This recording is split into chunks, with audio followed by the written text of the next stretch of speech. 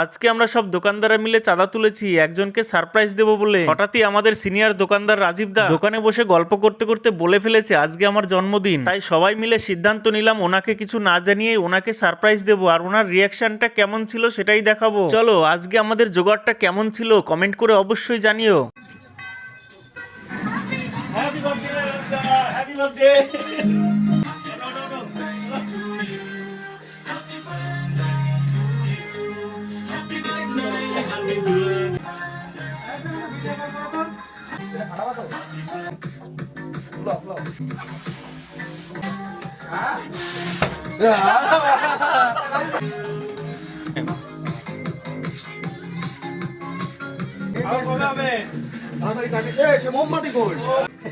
আমি শুধু বলেছি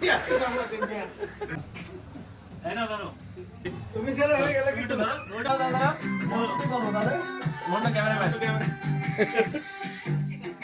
চলো হ্যাপি বার্থডে টু ইউ। মত দিবাও আপনি খান এই বৌদি দিতে খেয়ে নাও। দাও লাল ফুটা দোকান